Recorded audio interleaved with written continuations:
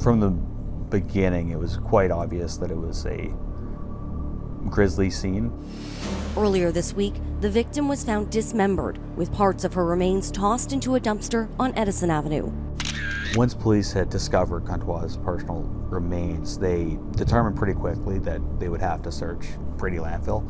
After searching for 2 weeks, officers say human remains have been found. Okay, and what is this person's name?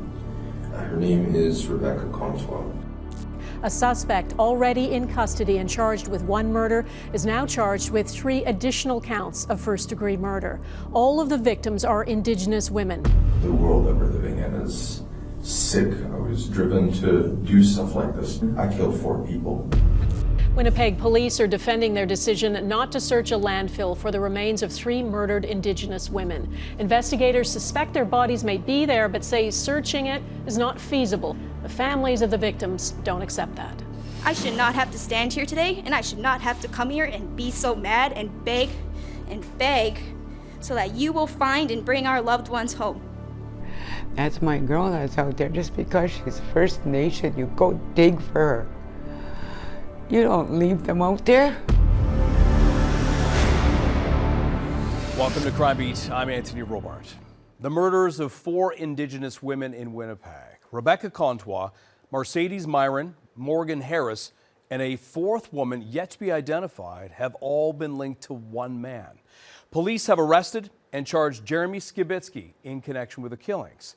But so far, only Rebecca's remains have been recovered. And without the remains of the other women, securing a conviction could prove difficult.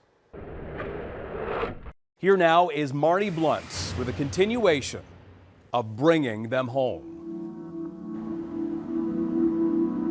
A gruesome, disturbing discovery of a serial killer targeting Indigenous women in Winnipeg that would change everything for 4 families.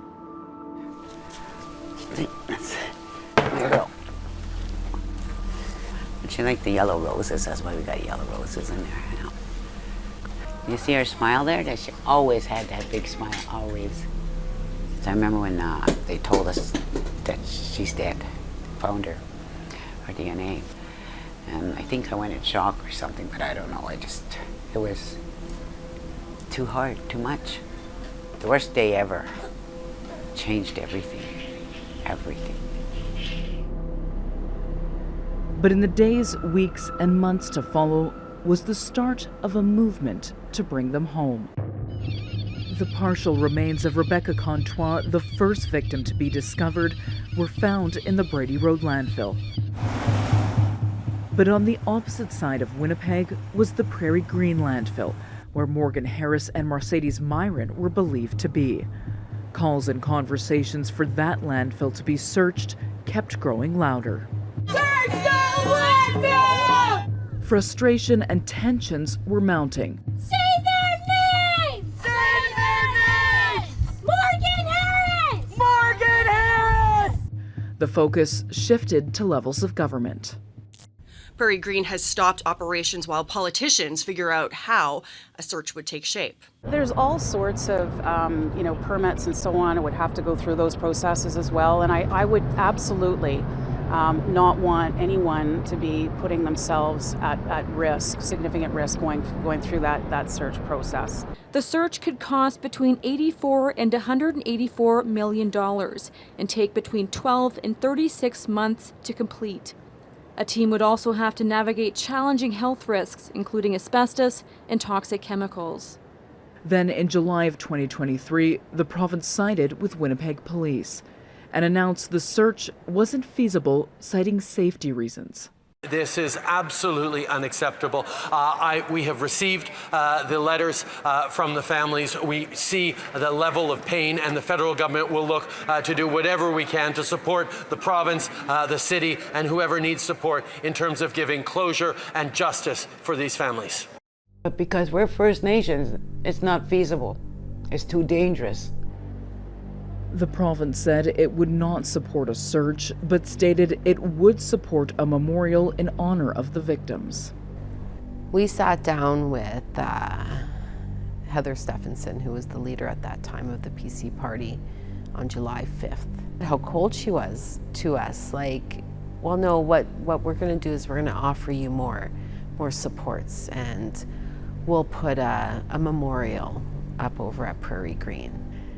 And I said, you're telling us that you want my nieces for the rest of their lives and any grandchildren to follow, when they want to go pay their respects to their mom, to their grandma, to go lay flowers, you want them to come to Prairie Green landfill, a dump where there's garbage, and pay their respects that way. I said, how dare you? How cold can you be? While the province announced it supported the creation of a memorial, no additional details were released.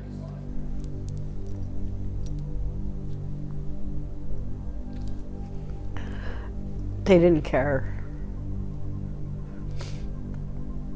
It wasn't their problem.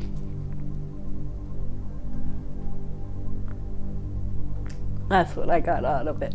A lot of the families were speaking yesterday about this and saying they're outraged by the decision. What do you want to say to them? Well, what I did say to them, because I met with them yesterday, and listen, it was a very tough and emotional decision. I mean, I'm a mother, and I can't imagine what they are going through right now. And my heart goes out to them, and that's why we want to help them in these ways. And she frankly got up and she said, we're not going to get anywhere today, and she walked out on us. Walked out on myself and my family in what was probably one of our darkest moments in time. Heather Stephenson could not be reached for comment, but at the time she defended her position. I'm not just a mother and can empathize with the families, but I'm also the Premier of Manitoba, and I have to protect all Manitobans throughout this, including those that would be asked to go into those landfills. And I can tell you that all the way through that report, significant risks are identified in that report. So she showed no interest. So, I remember the next day we threw up a blockade. We were like, well, to heck with you. Another day passes and the blockade remains, with protesters still standing their ground at Winnipeg's Brady Road landfill. We're not here to provoke, and we're not here to engage in any conflict. We're here to just remain our peaceful selves and make sure that the family have their voices to be heard. The writ has officially been dropped, and that means the 2023 Manitoba election campaign has officially begun. The fall of 2023 brought Manitoba's provincial election, and the fight to locate these murdered women's remains became front and center of the campaign. Considering this issue has so much heartbreak behind it, for Manitobans at home now, why won't you take another look at having a further discussion on searching this landfill? Sometimes people have to make tough decisions. Leaders have to make tough decisions. This is one of those tough decisions I had to make. But in the report it says very clearly that there are very significant risks associated with searching the landfill. I cannot, in good conscience, put workers' health at risk. Searching the landfill is an important step towards delivering justice in Manitoba, but it's also part and parcel of an approach to live up to that phrase that we all wear on September 30th, of every child matters, which at its heart recognizes the inherent dignity of every human being. But it became clear that our opposition wanted this to be an election issue.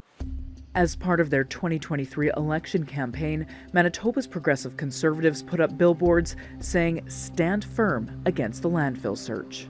Every day when I'd go home, I had to see that billboard. That was disgusting to see your family's grief being politicized, because it was sending a message to serial killers and people that target Indigenous people, and that was the message that they were sending. It really just hit home. It just really moved me to think about, these young women who wanted to find closure for their mom or for their sister, their daughter, granddaughter. And so it really became a humanitarian conversation in my mind, not just a criminal and courtroom conversation. In October 2023, Manitoba's NDP government came into power, Wab Kinew becoming the first First Nations premier of a Canadian province. This is a great victory for us. This is a great victory for all of us in Manitoba. Eventually, our current premier, Wap Canoe, got in. The very next day, we got that call that we were going to be searching the Prairie Green landfill, that it was going to be done by this date. This was the plan. It was a massive victory for the families, but there was still no guarantee that justice in the courtroom would be served. I killed 4 people. Okay. Thank you for your honesty. Do you know their names? Alleged serial killer Jeremy Skibitsky had initially confessed to the murders. The only thing that I regret is the first one that I killed. Compared to the rest of them, I told them all, pray to Jesus. I don't know why I wasn't thinking first. I think it was just because I was high or whatever. But God will sort that out. And I really tried to not prolong their suffering. But his defense team was about to throw a curveball in court.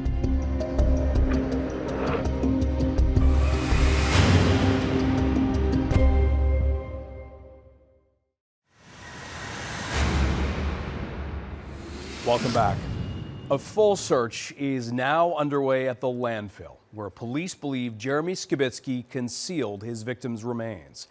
He is now headed to court, but his fate will be decided by a judge, not a jury, after it becomes clear how his defense team intends to argue the case. We now return to Marnie Blunt and bringing them home. Jeremy Skibitsky showed little emotion as he pleaded not guilty to 4 counts of first-degree murder in a Winnipeg courtroom Monday. Up until this point, we had been calling him Skibitsky, but once in court, journalists learned the correct pronunciation was Skibitsky. And at pretrial, Skibitsky entered a not guilty plea, despite previously admitting to the murders.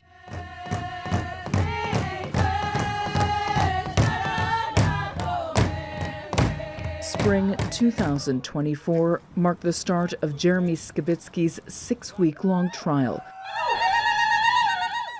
As much as it was hard to be there, like with that evil person that did that to her, I still went because I knew she wanted me to like be present in that courtroom for her, even though it was hard. I didn't want to be near the monster. I had to be there for my girl. I had to know. It's traumatizing.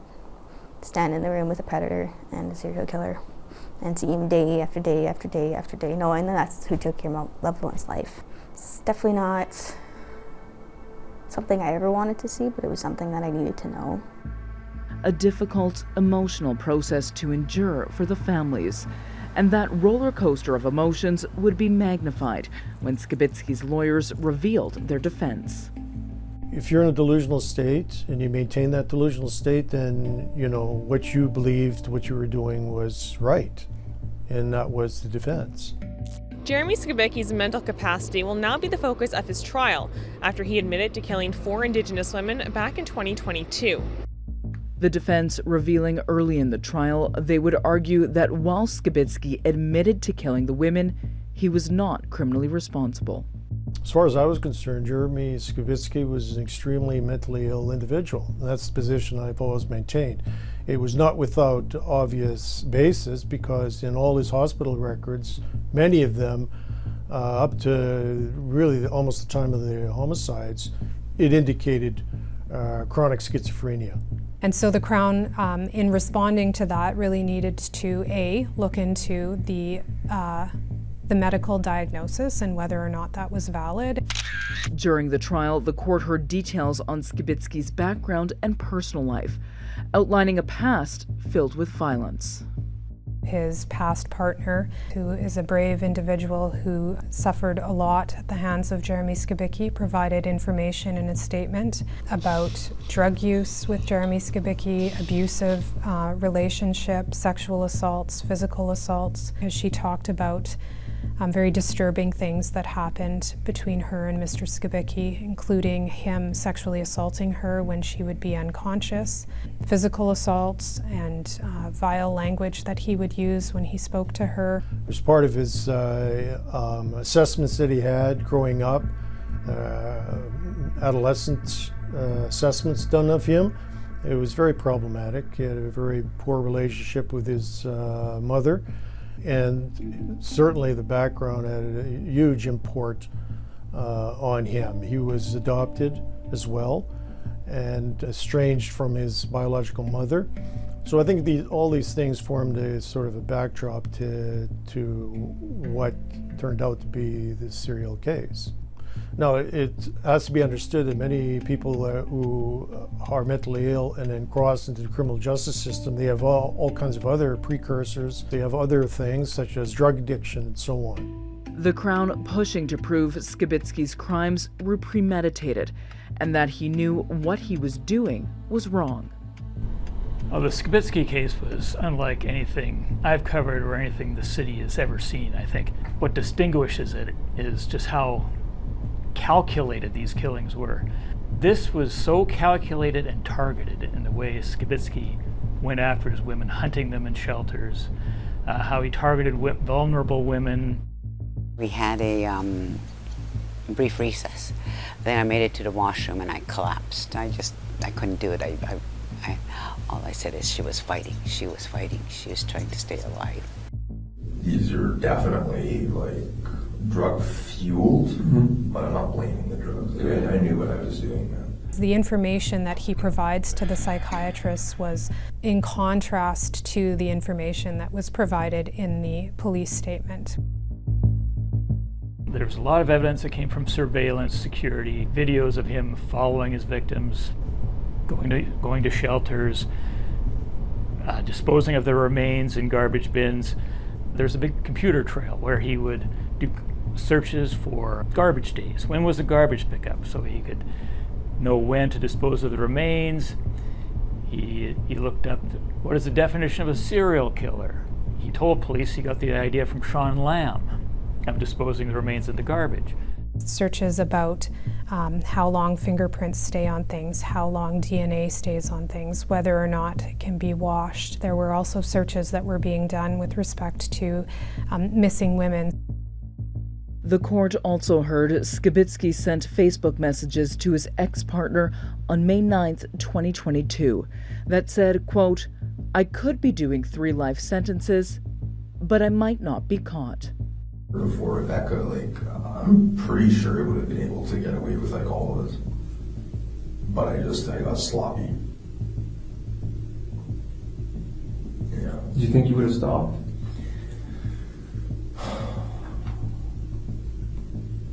No. Okay.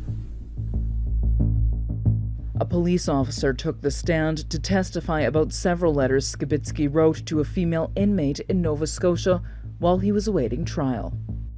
In the letters, Skibicki wrote about challenges of having an unbiased jury in his case and how he would have to use the not criminally responsible defense. The court also heard from a forensic psychologist testifying for the Crown. And it was Dr. Chamowitz's opinion that he not only did Jeremy Skibicki not have a mental disorder at the time, he actually was driven to commit these murders in large part because of homicidal necrophilia, which is a paraphilia to do sexual things to bodies after the person has been killed. And it was the Crown's position that he did not have a diagnosis of schizophrenia. Never had he been diagnosed with schizophrenia, nor had he since been diagnosed with schizophrenia. Weeks after, families would finally learn his fate.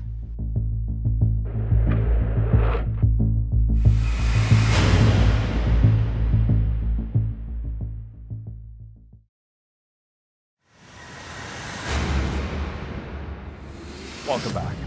At the trial, the Crown presented a disturbing portrait of a serial killer. And now the families of his victims were about to learn the verdict. For 3 of those families, there's hope. The landfill search will succeed in recovering their loved ones' remains. We now return to Marnie Blunt, and bringing them home. In Winnipeg, a judge handed down a decision today in the trial of a man who confessed to being a serial killer. Jeremy Skibitsky has been found guilty of first-degree murder in the deaths of 4 Indigenous women. Guilty on all 4 counts!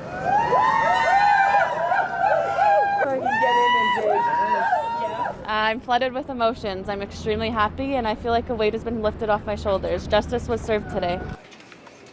Skibitsky was sentenced to life in prison with no chance of parole for 25 years. This will never be enough for me. What he did to those women, he deserves a lot more than what was put on him today. I won't ever name him. I will never say his name. He's an evil monster. Today sets a precedent that if you attack a First Nation woman, you will be held accountable. If you prey on our women, you will be held accountable. Our decision was jointly with Mr. Skibitsky. He did not want to appeal the matter. Yes, he was forever going to rot behind bars, but I'm still going to be suffering the rest of my life, walking through this grief and this suffering and this trauma and PTSD that I have had to go through the last, not only the entirety of my life, but since learning that my mom was murdered. You know, that monster is gone. And like I said, after he was convicted and given that life sentence, I said, I hope that when he does leave that jail, he's leaving in a body bag, because he doesn't deserve to walk our streets again for the very vile things that he did. But while a guilty conviction was secured for the families of Morgan Harris, Marcedes Myran, and Buffalo woman, they still didn't have a way of bringing their loved ones home. We are going to find my cousin, and we are going to bring her home, and we're going to bury her properly. In June 2024, a year and a half after it was revealed where Morgan Harris and Marcedes Myran were, the province finally began that process of looking for them. To me, this is about sending a message to everyone in Manitoba that you matter, that every single person in this province has dignity, and that when somebody goes missing, we go looking. The search plans were laid out in stages, including a test dig, site preparation, and building a cultural healing facility for the family on site. The main search of the targeted area of the landfill where Morgan and Marcedes were believed to be got underway in late 2024. Everybody who worked on this, whether they were driving a skid steer or they're drawing up the plans, it pulls at the heartstrings. Equipment will be used to spread the materials in long lines, and then search technicians will go through the materials with rakes and tools to further spread out the debris. The project manager of the search says they'll be looking for little clues in everything they sift through that could connect them to May 16th, 2022. We're looking for one specific date, right? So we want to try and get a clue in terms of finding receipts or things of that nature that might have a specific date on it to let us know that we're in the right vicinity.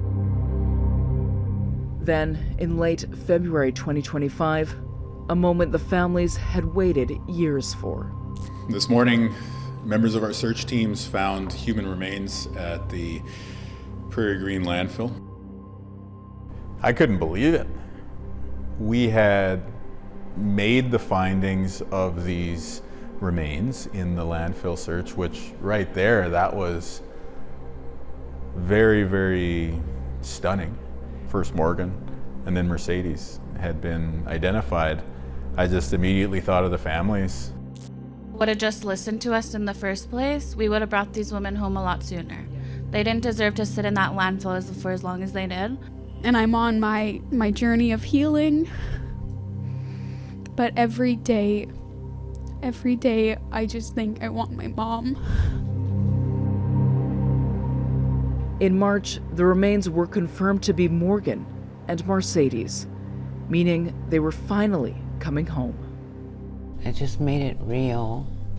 She's gone. She's gone. She will never come in that door again. Never be able to hug her or say I love you. They found 15% of her. That's all they could find. and I only get a little bit. So she's still over there. That's her home now. It just hurts that I don't get all of her. I just wish she was here, because if you would have met her when she was alive, you would have seen how nice she was, how good, beautiful person she is. How much pain this has caused us, how much it tore our family apart. I always knew, I always believed we would bring her home. And these are the ashes from the final closing fire of Camp Morgan's. The reminder that that fire was lit, and while that sacred fire is put out, you know, that fight, it remains. I guess this was really to encompass my journey over the last 2 years. I thought it was important to paint my feelings out and everything that I've gone through within Camp Morgan, and just kind of pay tribute to it. For these families, it's the first time in years they can focus on remembering their loved ones and their own healing journeys. This one may be a little bit wrinkly, but there's like this skirt here that I sewed. So this is like, I think this one was 83 pieces of ribbon just for the zigzag section alone. That became my journey. I felt that everything I sewed, I was sewing what I was going through into those skirts, thread by thread. You know, I told stories as I went along, and also knowing that I was healing myself from my mom Morgan at the same time, being able to do something that she never really had the chance to growing up. She didn't have those resources for that cultural learning. So this drum, it was specially made for the court process or like memorial events. I wanted my sister Rebecca to be remembered as a loving, beautiful soul who brought light into the lives of everyone around her. I would describe her as an angel who made us see the world differently. If she wasn't like found, like who knows what would have been happening right now. He would have been still at it, and I would have been sitting here today wondering where my sister was. Still wondering was the family of the unidentified first victim, known only as Buffalo Woman. But their wait was about to be over.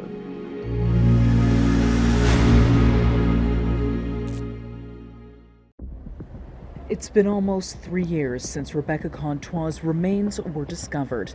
And throughout those years, police worked to put a face and identity to the unknown victim, a fourth woman, Marcedes Myran, or Buffalo Woman. At the time that Mr. Skibicki provided his statement to police, he did not know the name of that individual. He actually provided a name of somebody else who police discovered was alive, but had been at one point reported as missing, which is where he had come up with the name. That was the first girl that you killed? Yeah. And we knew that her DNA was found on a cigarette butt. That cigarette butt was in the front hallway of Jeremy Skibicki's suite, but that was the only information we had about it. In December 2024, homicide detectives traveled to the maximum security facility where Jeremy Skibicki was serving his sentences to conduct a post-conviction interview. He wrote a letter to the warden and asked if he could review photos that had been shown to him previously to identify Buffalo Woman. Winnipeg police traveled to Edmonton, where he was, in December of 2024 and took a statement from him. And in that statement, he reviewed photos. He identified Miss Shingoose as the individual who was Buffalo Woman. Ashley Shingoose, a 30-year-old mother from St. Teresa Point First Nation in northern Manitoba. The last confirmed sighting of her was in downtown Winnipeg on March 11, 2022. It was around that time that Skibicki told police he had killed his first victim. When was that? I think, when was the day that the pandemic restrictions ended? But the police still had more work to do to verify that Ashley was Buffalo Woman. And information the killer had told them in that post-conviction interview led them to further DNA testing. He had indicated previously that she was wearing a baby fat jacket. We did get some DNA off of that jacket, but I think the jacket was likely shared by a number of people. So the DNA that we took off of that jacket, we do not believe anymore that that was Buffalo Woman or Ashley Shingoose. In that follow-up statement, he told police that she was wearing black pants. And so the police go back to all of the exhibits that were seized from those bins outside of his suite as well as in his suite, and they find multiple pairs of pants, and they send all of those pants for DNA testing in comparison to Ashley Shingoos's DNA. And a pair of those pants come back with Miss Shingoos's DNA on them as well as Jeremy Skibicki's DNA on them. Winnipeg police have identified the fourth victim of a serial killer, a woman who until now has been known as Buffalo Woman. Her real name is Ashley Shingoos. She was a 30-year-old mother from St. Teresa Point First Nation in northern Manitoba. As Melissa Ridgen reports, police say new information led to her being identified, and they say a second landfill search now needs to happen. For 3 years, she's been a faceless silhouette alongside Rebecca Contois, Morgan Harris, and Marcedes Myran. Today, we know her name, Ashley Shingoos.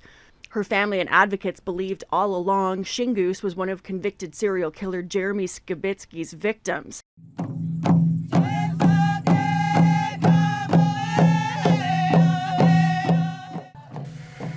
That's how kind of person she was. She was a loving, caring person. She'd do anything to help other people also. She is a very caring person. It was really hard. But I prayed all the time. I felt that she will be found, that she will come home. Your daughter deserved to be named, and we offer our condolences. Police say the post-conviction interview also revealed that Ashley Shingoos was in the Brady Road landfill, in the same area where Rebecca Contois' remains had been found nearly 3 years prior. And they say they also ruled out any other victims. We've exhausted every possible avenue to determine if there's any other victims still out there. So we won't be canvassing for any further DNA on this investigation. Ashley Shingoos Kijinakazo. Ashley Shingoos Kijinakazo. Ashley Shingoos Kijinakazo. Ashley Shingoos Kijinakazo. I think it's very important that we say her name. I promise you that we are going to search the Brady landfill for your daughter.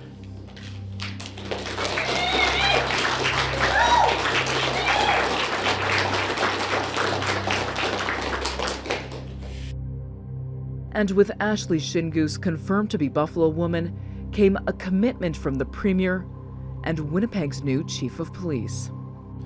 I would be remiss not to acknowledge that the initial decision not to search for the remains of Morgan Harris and Marcedes Myran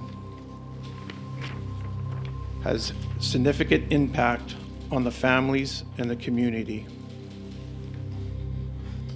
We have had time for reflection, almost nearly 3 years. While we cannot undo the past, we can learn from it. Today we know what needs to be done. And we're going to use the same technique as we did for Prairie Green. And then hopefully we can deliver to her family the same news that we were able to do for Morgan and Marcedes' families.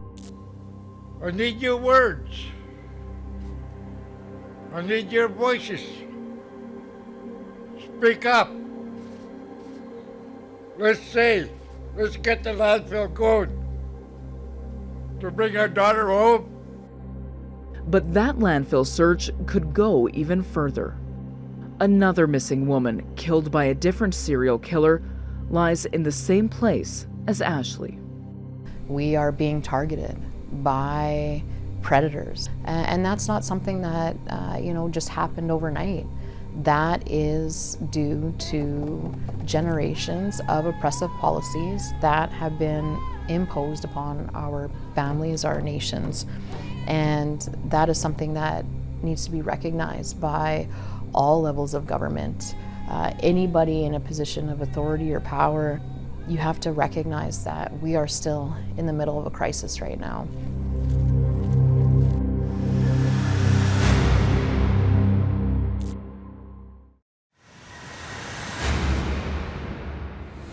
Welcome back.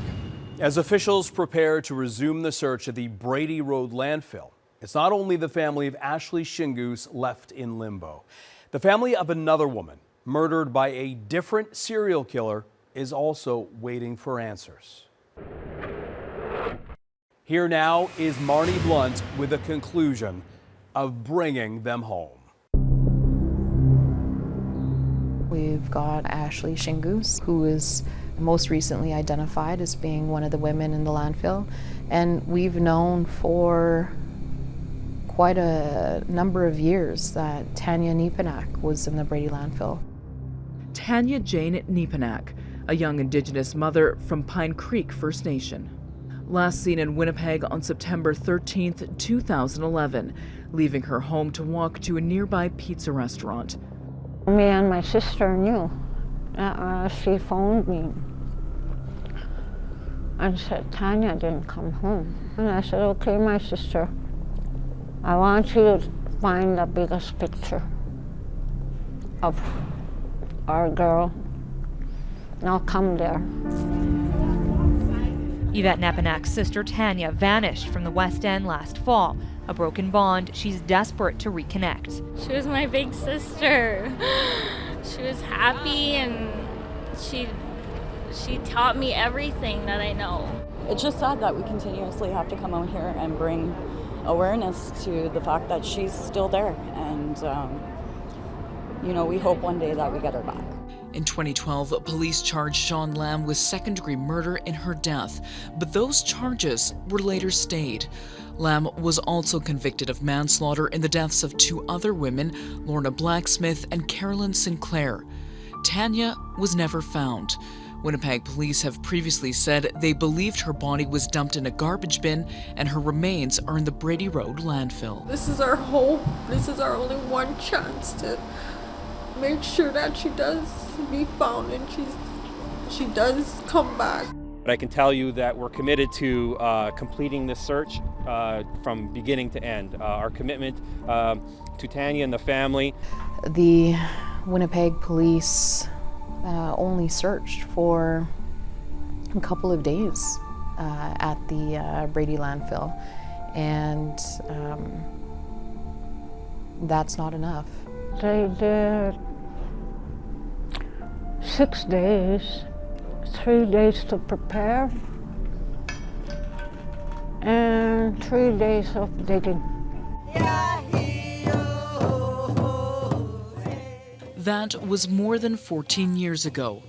Then, in the summer of 2025, came the news they'd been waiting for. The focus that we're working on right now is Ashley Shingoose, because we have the information about the cell that we believe where she's located, but we are making plans to search for Tanya Nepanak as well. A test search for Ashley was conducted in the summer, and the official search got underway in December. Because Ashley Shingoose was placed in the landfill more recently and we have a much clearer idea of where she is, we're going to start there. Hopefully we can deliver to her family the same news that we were able to do for Morgan and Mercedes' families, and then we would move on to Tanya Nepanak. I wanted to bring her out of the Brady landfill, and Ashley, like, they can't leave. They know they're there. For a decade, Tanya, my girl, has been laying there for over a decade. Tanya was very caring, loving. She would share what she had. I want to bring her home. I want her to rest with the family. She should be there with them. Not a pile of trash. Tanya's family, of course, deserve the same consideration as the other families, and they've been waiting a long time, so we want to get it right. And that search will be more challenging because of the time period and because of the amount of detail on where she may be. It's just not the same as what we have for Ashley and what we had for Morgan and Mercedes, but we are committed. I have a lot of hope this time that we're gonna bring her home. I've been saving my jig for Politicizing Maine because I'm gonna jig right in the middle, all around her. When I bring Tanya home from Brady landfill, I'm gonna jig, and it's gonna be the happiest time. But in November 2025, right before the search for Ashley Shingoose started, another turn for the Nepenak family. Lam, initially charged in her death, was granted statutory release by the Parole Board of Canada.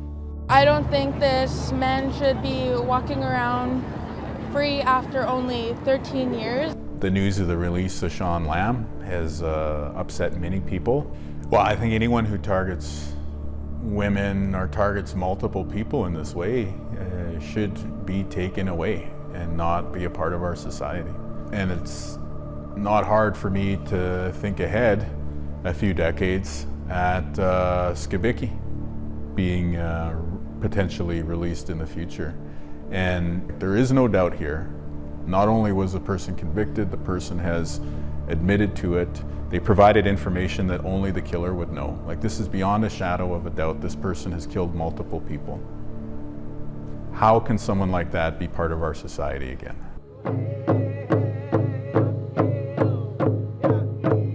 But throughout all the ups and downs, hope remains to bring Tanya and Ashley home.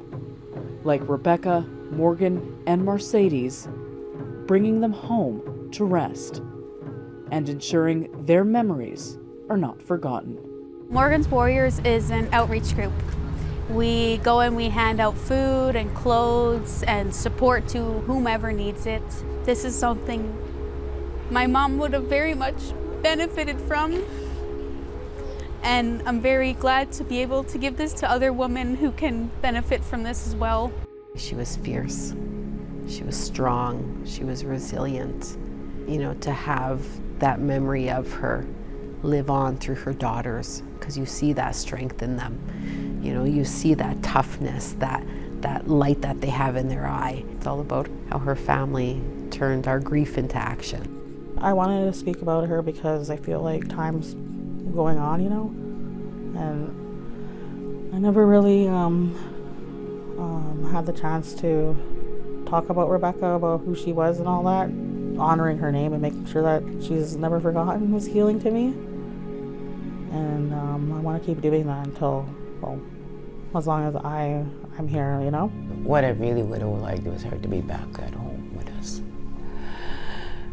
But don't ever let it happen to anybody again. I just miss her so much. Ashley Shingoose, Ashley Christine Shingoose. She was a very quiet, loving lady, caring for his kids. But there's a release of knowing where she'll come home soon.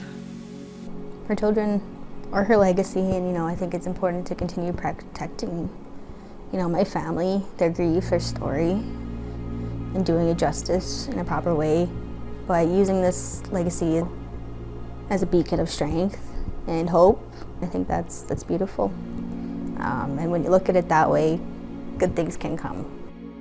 We requested interviews with the Winnipeg Police Service, but they declined, saying investigators don't feel comfortable speaking about a case post-conviction. They did tell us they acknowledge lessons learned about the landfill search and stand by previous comments about supporting the search for Ashley Shingoose. While the Harris, Myran, and Contois families have had some sense of closure, like the families of Ashley Shingoose and Tanya Nepenak, there are many families out there still searching and still hoping to bring their loved ones home. A reminder that a support line is available for those impacted by the missing and murdered Indigenous women and girls crisis. It's available 24/7 at 1-844-413-6649. Thank you for joining us tonight on Crime Beat. I'm Anthony Robart. Want more episodes of Crime Beat? Listen to the Crime Beat podcast, now for free on Apple Podcasts, Spotify, or wherever you find your favorite podcast. And for past episodes of Crime Beat, go to the Global TV app, visit globaltv.com, or check out our Crime Beat YouTube page.